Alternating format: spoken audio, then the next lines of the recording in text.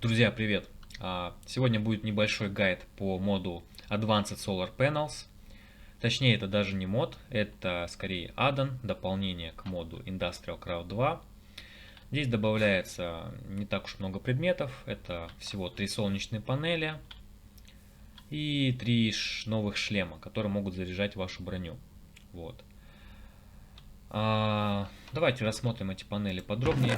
Значит, у нас здесь есть адванка, гибридка и совершенно солнечная панель. Значит, в чем их преимущество по сравнению с обычной солнечной панелью из мода Industrial Craft 2? Так, ну во-первых, выход у этих панелей, вот у адванки, в 8 раз выше, чем у обычной стандартной солнечной панели. То есть, если обычная стандартная солнечная панель генерит нам 1 единицу энергии в тик, здесь у нас генерится 8 единиц. Кроме того, есть внутреннее хранилище для энергии, как видим, да, 32 тысячи единиц. И кроме того, такая солнечная панель будет генерить энергию не только в хорошую солнечную погоду днем, но также и ночью. Правда, выход снижается в 8 раз. Но тем не менее, даже ночью здесь есть производство энергии, вот, которое будет подпитывать ваши механизмы, ваше хранилище. Это удобно. Так, идем дальше. Значит, гибридная солнечная панель, гибридка, как ее обычно называют. Значит, здесь просто банально в 8 раз увеличивается выход. Ну, то есть, одна вот такая равна 8 вот таких. Ну и хранилище увеличивается там до 100 тысяч. Принцип тот же самый, в принципе. Ночью генерит 8 раз меньше или в плохую погоду. И, наконец, совершенная солнечная панель.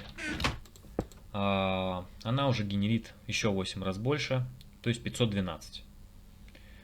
Вот, то есть представляете, одна такая солнечная панель производит энергии столько же, сколько бы производили обычные солнечные панели в количестве 512 штук. То есть мало того, что это в принципе удобно, да, компактно. Кроме того, эта панель будет и ночью вам давать выход 64 в тик и в плохую погоду. Кроме того, такие панели снижают нагрузку на сервер. То есть вместо того, чтобы лепить огромное количество обычных солнечных панелей, достаточно вот такую одну скрафтить, и у вас уже большой поток энергии. Вот. В чем здесь подводные камни? Ну, естественно, в том, что крафт не дешевый. Чтобы скрафтить, например, такую солнечную панель, вам, естественно, потребуется обычная, она делается из обычной, и еще дополнительные компоненты из этого дополнения. Ну, здесь самое ключевое это вот этот вот элемент с длинным названием, в ядре которого у нас находится иридий. Вот, то есть мы делаем из него слиток и дальше вот там по возрастанию, по усложнению крафта вот так вот несколько элементов и получаем такую штуку в итоге. Такое вот ядро для адванки. Но это не самое как бы проблематичное, не самое сложное. Самое сложное здесь заключается в наличии урана. Вот. В чем здесь проблема? Проблема в том, что вот на этой версии 1.4.7 уран является невозобновляемым ресурсом. То есть его нельзя где-то в молекулярке скрафтить там, или в генераторе материи каким-то образом. Да? В этой версии Майнкрафта, в этой версии модов уран невозобновляем. То есть его можно либо добыть, либо где-то как-то обменять, купить. Вот. На самом деле это круто.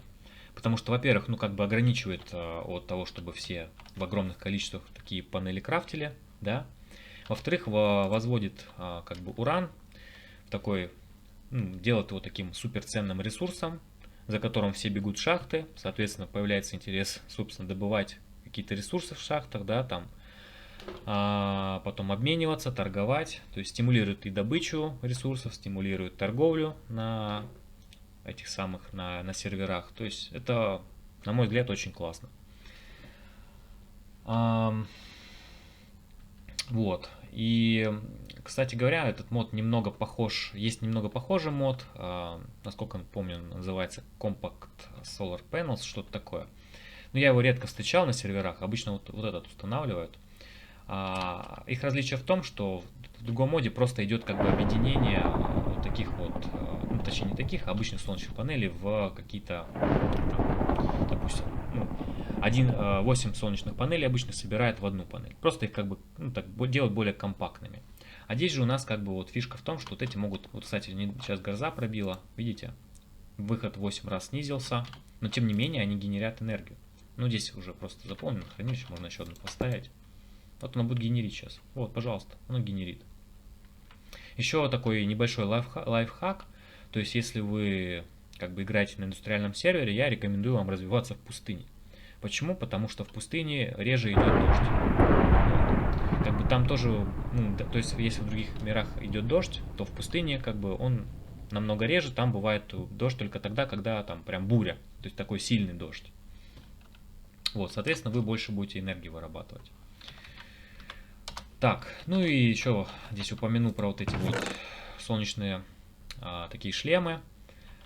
Все банально, они делаются из соответствующих солнечных панелей, то есть адванка здесь задействована, здесь у нас задействована, здесь у нас задействована гибридка, здесь задействована совершенно солнечная панель. И по мощности они такие же. Вот. Кстати говоря, про мощность, не забывайте, когда вы вот эти солнечные панели соединяете со своими приборами, не забывайте про трансформаторы, да. То есть, если вот это генерит у нас 8, все в порядке, да, то есть наши приборы, как правило, потребляют, ну, 30-32 спокойно.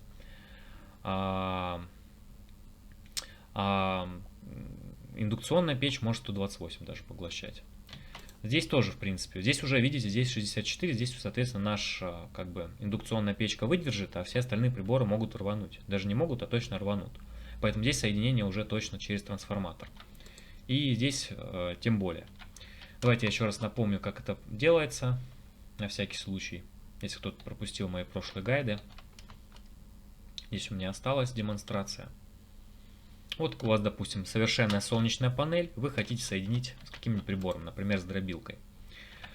Нам для этого потребуется всего два трансформатора, среднего и низкого напряжения. Значит, первый трансформатор понижает до 128, соответственно, единиц. Второй до 32 единиц в тик. Все, вот такая вот связка. Соответственно, мы можем энергию отсюда получать и сюда ее передавать.